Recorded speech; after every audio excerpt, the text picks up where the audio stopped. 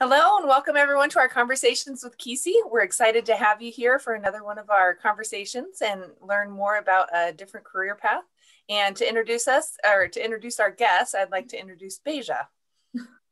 Hi, everyone. I'm Beja. I'm the graduate assistant with KISI, and I'm just helping them out with anything pertaining to the administration side of things. But our guest for today is Courtney Payne-Taylor, and she was actually born and graduated with her bachelor's from the Kelley School of Business in 2006 with a marketing concentration. Post-graduation, her passion for skateboarding and her business intelligence merged together and gave her the idea to start and become the founder of GROW, which is the Girls Writer Organization, in June of 2006. And for 6 years, she provided workshops teaching girls how to skateboard primarily, but also touched on surfing, snowboarding, and BMX all across the country while living out of a van. She has participated in over 1,000 events and taught over 30,000 girls, and her work has not gone unnoticed. She holds awards to show how GROW has been growing, such as the Non-For-Profit of the Year from the World of Skateboarding Federation and ESPMW and Toyota Hero of 2016, along with being recognized on NBC Inspiring America and Kelley's very own Momentum magazine. She is currently the operations director at the Boys and Girls Club here in Bloomington, managing over 75 team members with the hopes of progressing GROW to help other youth organizations to provide a skate program for their members. She has big plans for GROW in terms of expansion and events, and we have a pleasure of hearing from her today. So with that being said, I would like to start off the conversation with Courtney by just asking her if there's anything that I missed. Please feel free to add it in or give us some more details about it. But also, if you would like to give us more detail about your background story and how you got to where you are today. Yeah, sure. I think you got a lot of the good stuff. Yeah, born and raised here. Very proud to be an IU alum. I think the best people come from IU, so I know I'm in the world of great people here. Yeah, skateboarding, long story short, skateboarding saved my life. I went through a lot of depression, relapsed childhood trauma, and skateboarding is what brought me out of that. So if you ask, why would someone go live in a van and be dedicated to teaching skateboarding? That's why. It really was, probably the best thing that ever happened in my life. And how that transition happened was from GROW to the Boys and Girls Club. Is we were reaching a point, I guess GROW did a very good job, and social media really helped too, in helping females see other females learn how to skate. So what we started with a mission in 2006 started to adjust, which I think is something we'll probably talk about today, always being on the lookout for change. So been ready to switch with that. So it went from teaching skateboarding, then it went to helping girls teach skateboarding in their own community. And then to take that next step was, how can I deliver this to great nonprofits that serve youth? So that's when I went to the Kelley School of Business, or the Boys and Girls Club, in 2018 and started the skateboard program with them as the pilot program for the Boys and Girls Clubs of America. And that's where Jeff Baldwin, who's our executive director, kind of nudged me in, like, we would like you to be part of this team. And so I joined as their operations director this past June. And it's been such a pleasure working with that organization. If any of you are not familiar with the Boys and Girls Clubs of Bloomington, I highly encourage you to check it out. Yeah, I think like one of the main things that I always like that resonated with me when I first talked to you was the fact of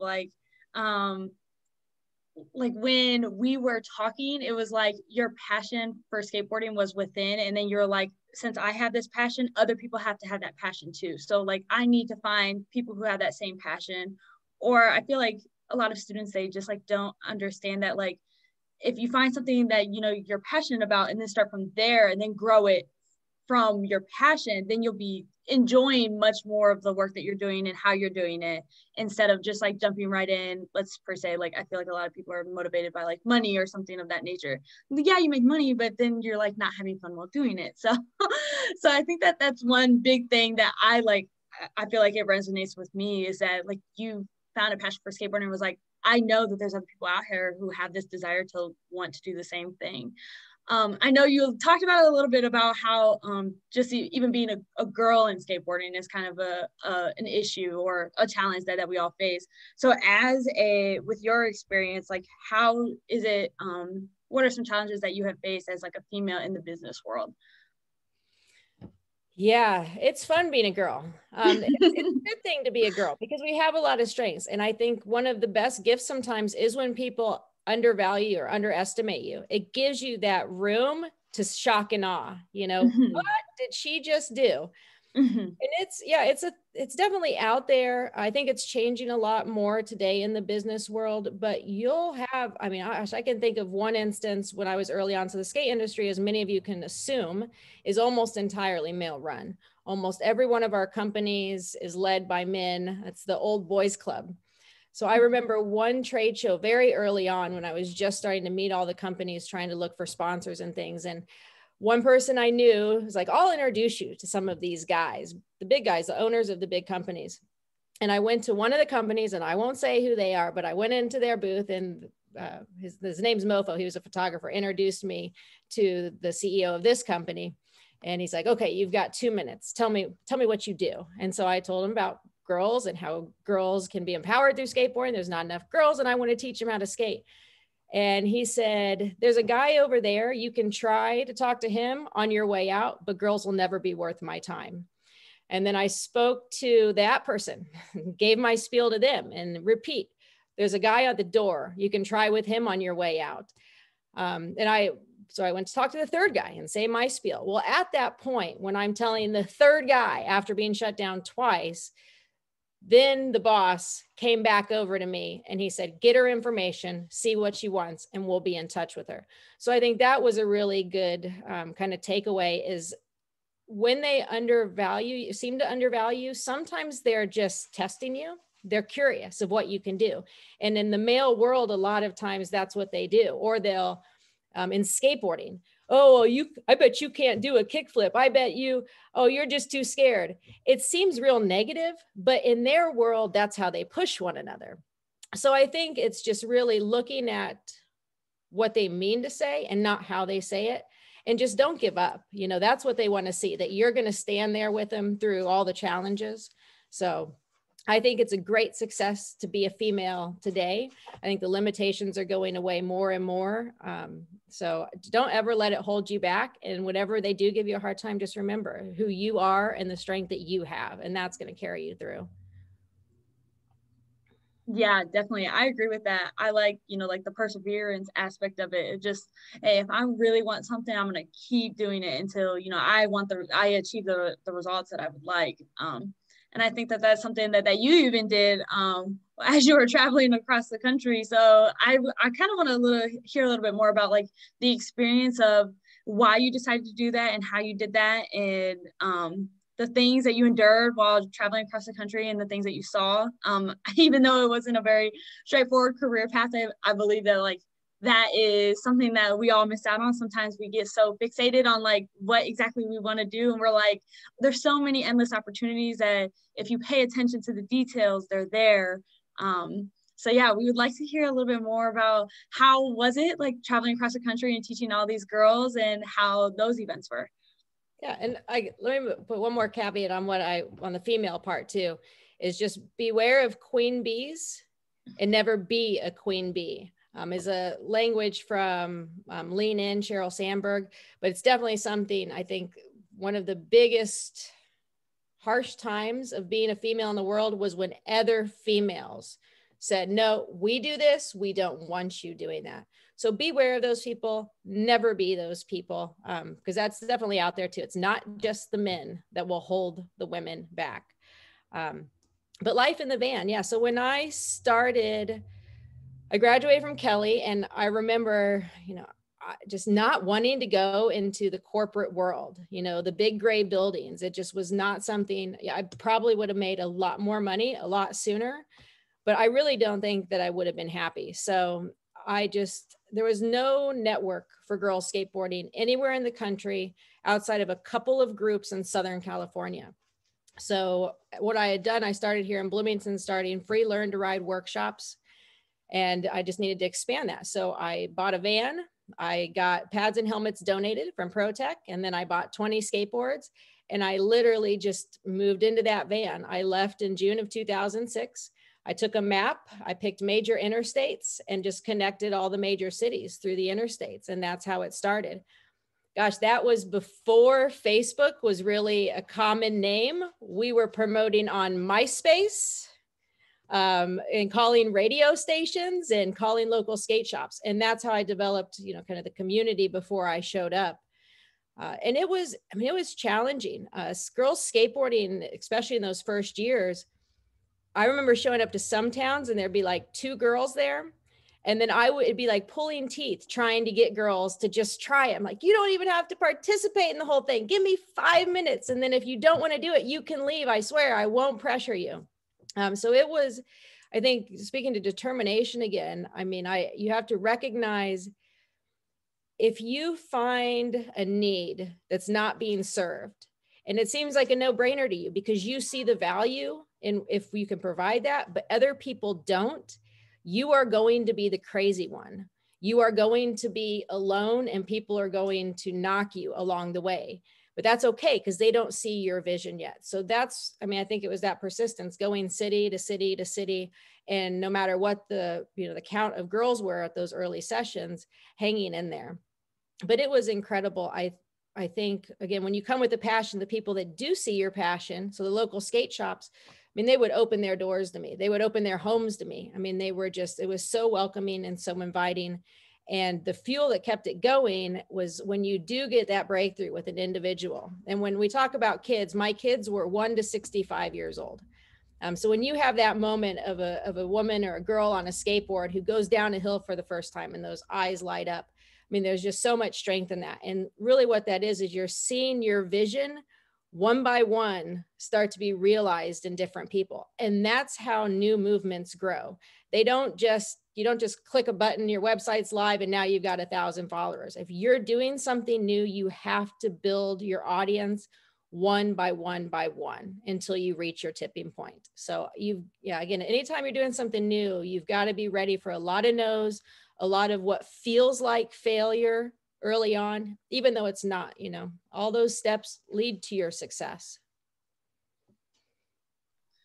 Yeah, I like that. I like that idea of being able to adapt and change when necessary. I feel like that is something that I'm still learning all the time. But like you said, like you picked and located those certain things, and it's hard not to get unmotivated by, you know, the lack of numbers sometimes. But you have to see the vision. You have to see long-term a goal or an idea in mind that you're like, this is my end goal, and I'm not going to stop until I get there. I want to touch on a little bit of your perspective of how you use like MySpace and social media and how you were changing the ways in which to get people to interact with you, like as you were moving across the country. So I just curious, out of your experience with it, how did you kind of like correlate your business education of changing the ways in which you were going to adapt with the environment and the changes in those different locations, and then also just like your passion for that non-for-profit work that you were doing? How did that sort of shift as you went along and like you found different ways to be able to get people engaged? Yeah, and I think so MySpace was, you know, a good place to just kind of share events and start getting people communicating. But really, I mean, what I learned along the way is it's the networking.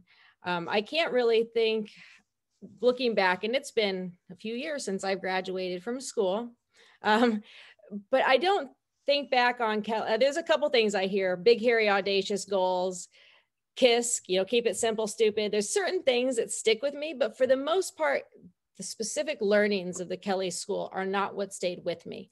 It's the challenges you faced and the tools you learned to rise to the occasion. It's being able to stand up in front of a group and put forth a clear idea.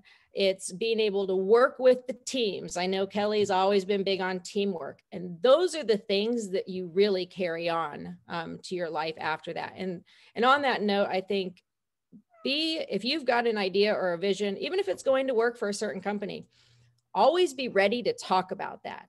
I can't count the number of times I was with a random person I did not feel like would have any connection to my success or my future path in life.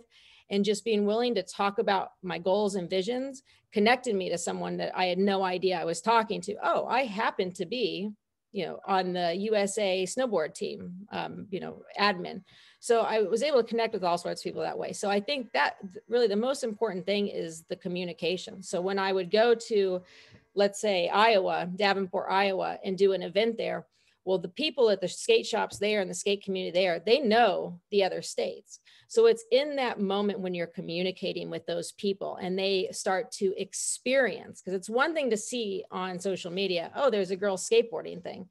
It's another thing to hear from someone else, I went to this skateboarding thing and it was awesome. Or my daughter went, I could not believe what she was able to do and the confidence she left with. I mean, that's really where we get that information. So I think that networking is just so crucially important. And in talking to people along the way, I mean, it started off just little workshops, right? But along the way, I met, a key individual who was with, at the time, is called Wicked Wahine, was one of the only girls contests in the United States. She started connecting me to other people. I had a meeting with Etnies, which is one of the skate shoe companies. And she took me in. I was supposed to be helping her pitch her event. She got too nervous when some of the top dogs of the company came in. And so she just said, oh, well, this is Courtney and she's working on this thing called Grow. I didn't even have the business plan at that point. And so all of a sudden now everything's on me, but I was ready to talk. Oh no, hold on, let me come back. I was ready to talk about the vision. I knew the vision. And so in that meeting, I was ready. I walked away from that meeting before actually finalizing the business entity with a sponsor, because I was ready to share that vision in that moment. And then that relationship led to X Games and led to the Do Tour. Those relationships led to I actually brought on all of the women that are sitting on the USA Skateboarding Federation. I was able to bring all of those women in. So it's just one thing leads to another, and networking is the key. You get out of here. I think it's interesting that like how you touch on the communication aspect of it, because I did my undergrad here too at IU, and for some reason I'm just like, why do they keep wanting me to communicate with all these people? I don't see the connection, but like you don't see the connection until you have a need for the connection. Then you're like, that's the reason why I like talk to them. That's the reason why like I'm being introduced to all these different people, because you never know who you're going to meet and who they know. And then that is what leads you to your next step, maybe. I think that that's something that I could definitely take away from this, even myself.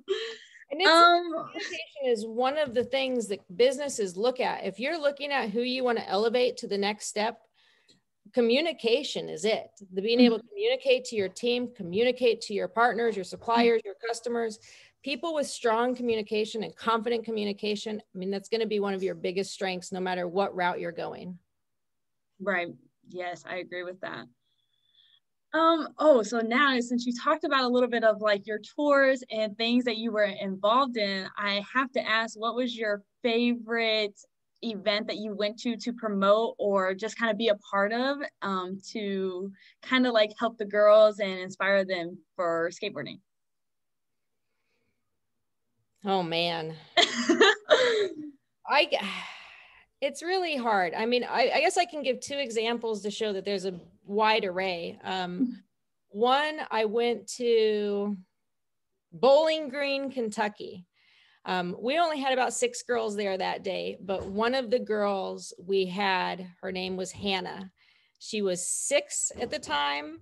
She was bubbly and wild, and I loved her. After doing the workshop, I learned that her family has almost nothing. She lives with her grandmother in a small apartment, her and her brother, and just really just didn't have anything in life. And I was able, after learning that, I have access to supplies. So I was able to give them, both her and her brother, skateboards and pads and helmets. And then I got a message maybe a year later from the grandmother that said, after doing that with you, Hannah has actually been able to be removed from all medications. Skateboarding has been her outlet and she no longer needs to be medicated. And actually last year, Hannah reached back out to me. Now she's all grown up, and she reached out to me and she was just telling me that how she still remembers that moment and what an impact that moment made on her life, and was describing the skateboard I gave her. So I think sometimes the greatest things come in the smallest moments. And again, that's why we can't get frustrated. There were only 6 kids in Bowling Green, but I made such a massive impact in that day. And then there's big events. X Games was wonderful. So I would do BMX and skateboarding lessons, all of the interactive workshops at the X Games I did from 2005 through 2011.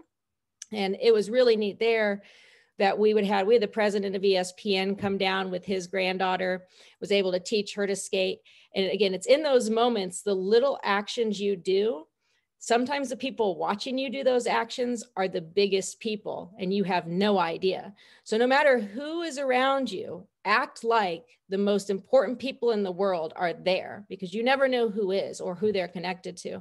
But we would have girls come that would only come to X Games year after year to participate in our workshops. And that was just so neat to see. I had one girl, I don't know if anyone remembers Ryan Sheckler, he had a TV show and stuff, but at the early times, he was like the all-star, super cute skateboarder all the girls wanted to see. And we had one year where our workshop overlapped the finals that Ryan Sheckler was in. And a lot of girls had to choose between participating with us or seeing Ryan Sheckler, and almost every one of them chose us. So again, it's those little moments that just make you feel really good in what you're doing and know that you're on the right path, especially when you're talking about living in the van. I won't lie. There were days I was in the back of my van, bawling my eyes out. What am I doing? Why am I doing this? And you have to just push past those moments, and then you'll get those little moments that say, that's right. That's why I'm doing it. Yeah, I like the idea of just like focusing on that bigger picture, not giving up, even though you are going to have hard days. It is going to be bad sometimes. You are going to face some challenges, but like I keep saying, like the end goal of what you want to accomplish is always more greater. And those, like you said, those small moments really make a huge impact once you really look back and see, like, I really made a difference, and I made a difference for the better. One thing that I do want to talk about is how the Boys and Girls Club and GROW are kind of expanding and working together now. I know, talk about a little bit of the future plans of GROW and like what you're anticipating to foresee in these coming years with that. Yeah, so I was at the point, we'd done the GROW cruise. I'd kind of modeled it after Girl Scouts, where any girl could start a crew in their own area. And we would basically supply them the mission, supply them the how-tos, and get them equipment. But the girls that lead a skateboard mission, a lot of them are college students. A lot of them were parents of a daughter. So if that daughter changed her mind, like kids do every other day on what they're interested in, crews would disappear. Or someone graduated from college, so they moved out of town. Now that crew disappeared. And there was definitely limits on how fast we could expand that way. So that's when, I moved back to Bloomington, because I said, there's something has to change with GROW to take us to the next step. And I didn't know what it was, but I knew that I needed to come back here where IU is and where Cook is and where my family is, like the people that raised me. So I would find the answer here. And that's where I came up with, I actually test piloted it first with the Girls Inc. and then moved over to the Boys and Girls Club just because they have a much larger reach. And so the vision is, it's basically a program in a box. So I have a 3-part curriculum, your flat ground basics, your skating in the streets, and your skate park curriculums. And then we actually provide the equipment to clubs at an incredibly discounted rate they couldn't get on their own, so that they're able to run these programs. So we did, the very first program was piloted at the Lincoln Street Club. This semester it's running at Lincoln Street and Ferguson Crestmont, and in the summer it will start at Ellettsville. Now there's a plan that, then just like so many things you guys hear about, then COVID came. So because of COVID, right now we're just keeping it here in Bloomington, but the plan is in 2022, it will open up to all Boys and Girls Clubs in the Midwest region, which is over 1,000 clubs. And then there's over 4,000 Boys and Girls Clubs in the nation. So just talk about a way to, here's a business plan, here's my idea, I have limitations. So how can I adjust, which I highly encourage partnerships. I think in this day and age, there's so much of a desire to, I want my own, I want to do my own thing. I want my name on it. I want the spotlight. Okay, but recognize you're going to be doing 100 times the work. If you can find a great group to partner with, if there is someone, and there might not be like there was for me, but if there is someone that has a similar mission that you can align yourself with, you're going to make your life easier, and you can focus on what you want to do and not all the other aspects that are required. So partnering with Boys and Girls Club, I mean, yeah, that's my vision. If we could have skateboarding programs across the nation, and as many of you may or may not know, the Olympics, which may or may not happen this year, skateboarding is the newest sport to be added to the Olympics. There are equal medals for men and women. And most sports, if I'm into baseball, I participate in my middle school, I participate in my high school. Scouts come out to high school, scouts come out to college. You get discovered and you could make it on the US Olympic team. Skateboarding, how do you get discovered? If you're not in Southern California, there's not a platform for you to be discovered. So the long-term vision of this is if we can start this at Boys and Girls Club, we start competition leagues between Boys and Girls Club, kids from Indiana, kids from other states might be able to be funneled into a system where they could be discovered too. And hopefully we see some college scholarships down the road as well. I like those plans. Those are big visions, big ideas. I like how you came back home to start all of that. Bloomington is definitely the place for it. I think that there'll be a lot of growth here even. And I'm excited to see where it goes and how it expands going forward for sure. I don't have any more. Those are all the questions that I had. I do want to open it up to anyone else who does have a question or may want to ask a question. Before I say, like, if Courtney would like to give us just some last remarks or just some final words of advice on how we can improve the world around us and how we can kind of get involved if we wanted to. I can ask a question. I'm wondering, when you took that like leap of faith, I guess, to not follow a traditional path, did you have a backup plan, and were you worried about failing, or how was that kind of planned out in your mind?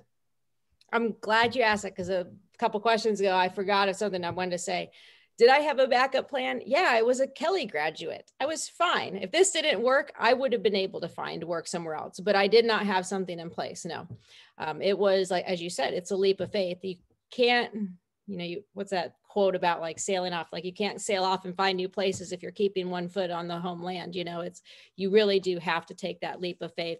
And it is scary, but I think that's where passion, and that's where social impact, when you are making a difference, that's a passion that's so strong that it can empower that leap of faith. Whether I fail or not, I'm doing this for the right reasons. I'm doing this for the good of the world. So it's worth it no matter what.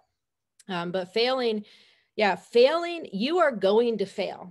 Everyone is going to fail. I think that in skateboarding, this is one of the things I remember. I presented the skateboarding program to a group, and they're like, wait, you teach kids to fall before you ever let them touch a skateboard? I said, yeah, because I know they're going to fall. So I want to teach them how to fall, and fall right. I want to teach them how to get back up. I want to make sure that fall is not going to stop them before I let them start and fall. So I think this word failure it feels like a dead end. It feels like a period on a sentence, but it's not in any way. Failure really needs to just be redefined as you are learning, you are taking steps. And every failure is going to lead you to become a stronger person. It's going to help you re-steer your course. So I think failure is something to embrace 100%. If you're not failing, you're not trying new things. If you're not failing, you're not growing. I think one of my favorite quotes from ESPNW in one of the talks we did there was, growth happens outside of your comfort zone. And out there, you will fail. So I think that's so important. All of the young folks that are going to venture out into the world in whatever way. That's one thing I do remember from Kelly, from one class. They said, you will make a $10,000 mistake. Like, it's just a fact. It's going to happen. Now, depending on the size of your organization, it may be bigger, it may be smaller, but you will mess up. And don't ever let that stop you from what you're doing. Take a moment, assess, okay, why did that happen? And then improve from that. But get comfortable failing, because it is a part of life, and it is not a negative part. Your failures pave the way to your success. Thank you for your question, Brooke. Thank you. Courtney, I have a question. You have this business background, and you also have a lot of experience in nonprofit. And a lot of times at KISI, we see, all right, the only way you can make a difference in the world is to work in a nonprofit.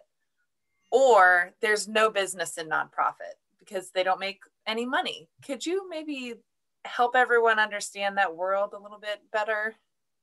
Yeah, and that's why I think it's really neat to see, KISI show up, is that these lines are blurring. Everything is changing in today. And I think that's another good takeaway too, is however something has been does not define how things will be. And that's one thing I know, Shauna, the folks at Boys and Girls Club, and I walked into that organization and I said, every time I hear, well, this is what's always been, like, I don't care how it's always been. Now you can tell me why you like that or why you don't, but this is where we're going. We're moving forward here.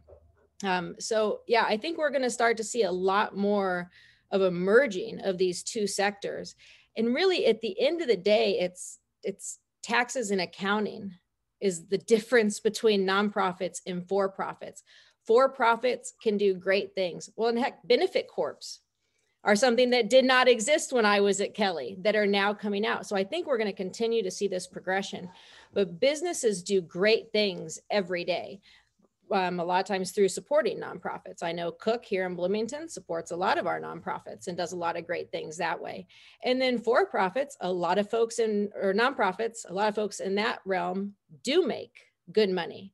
So it's a misnomer that you can't make good money in a nonprofit. So again, at the end of the day, it's just how those, your finances and your accounting works.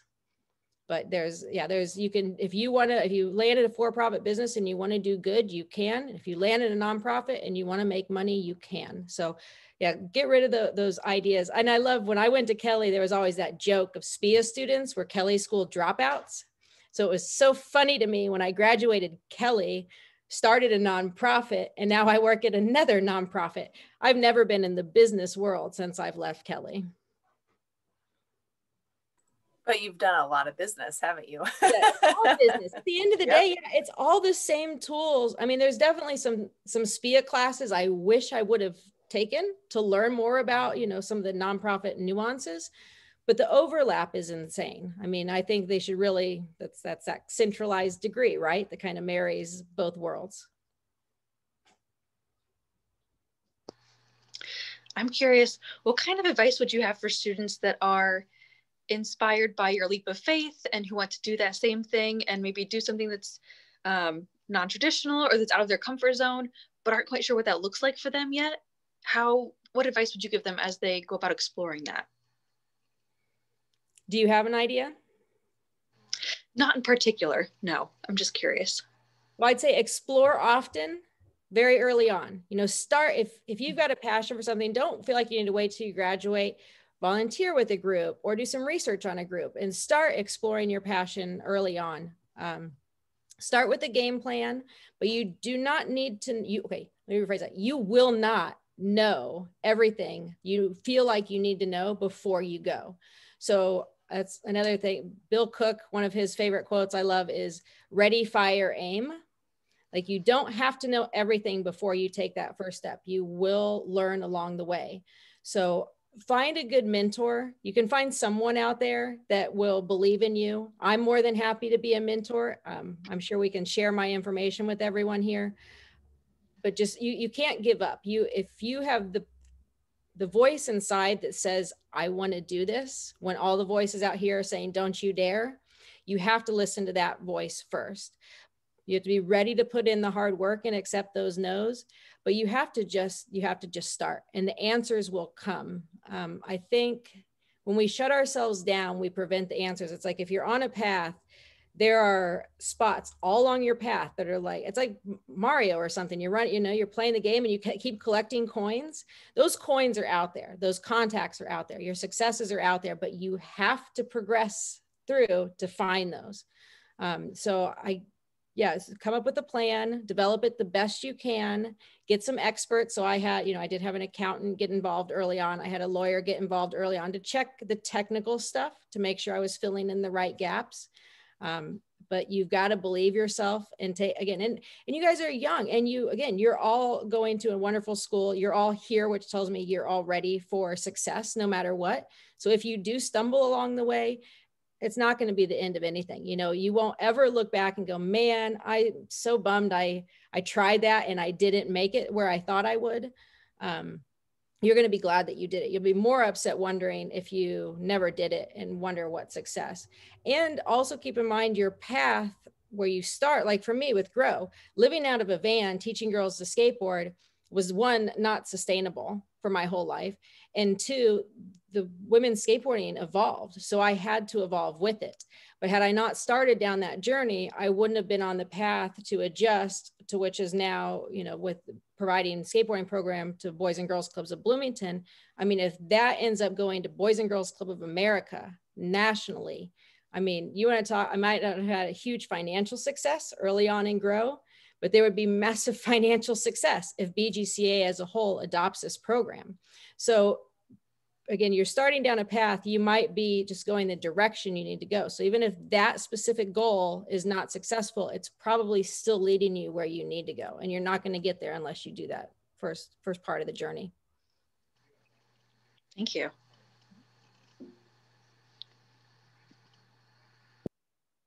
You guys are too easy on me.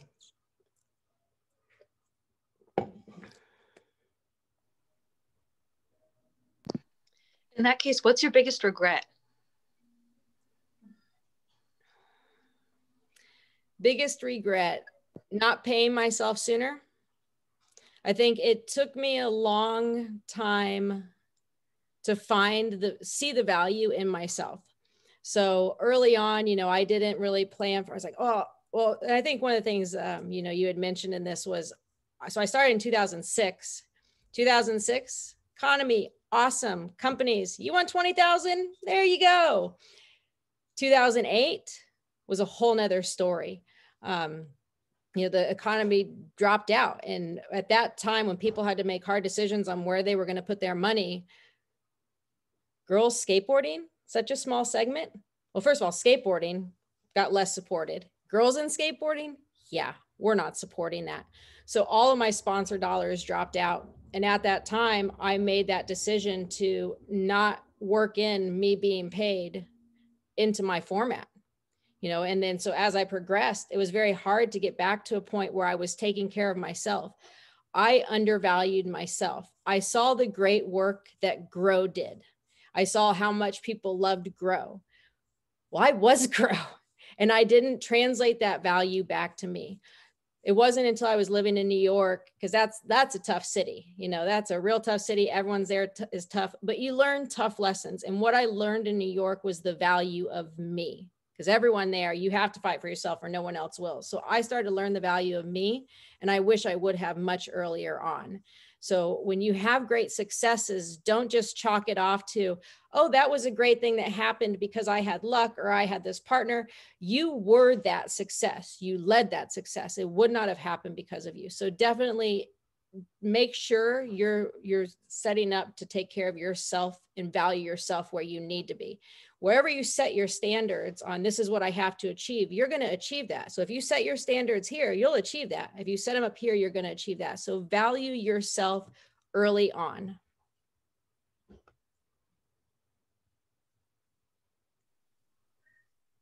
All right. If anyone doesn't have any more questions, then I will go ahead and wrap it up real quick. First, I want to say thank you, Courtney, for your time and sharing all your experiences and your insights on, you know, not choosing a normal career path, girls in skateboarding, Grow, what you're doing with the Boys and Girls Club.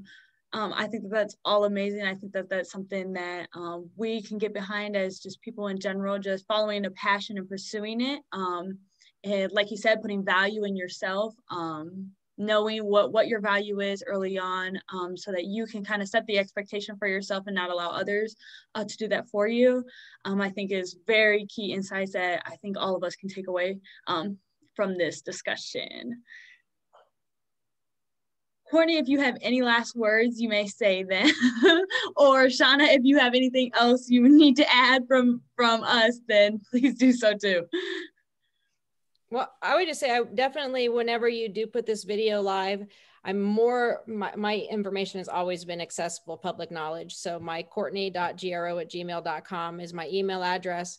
I have reached the success I have because I have found mentors along the way that held my hand and pulled me up. I am more than happy to take an hour or to kind of adopt someone along their process. I'm more than happy to be that mentor that was there for me early on. So please share my information as this video goes out to other people. That's awesome. We usually just wrap it up with just what advice would you give to the students? I mean, I've got lots of notes here of great advice that you've already shared, but one way that it was phrased was just, what do you wish you would have known as a student? Well, you know, what, as a Kelly student that we have now, you know, what do you wish you would have taken advantage of or would have done, or what's that lasting piece of advice specifically for our Kellys?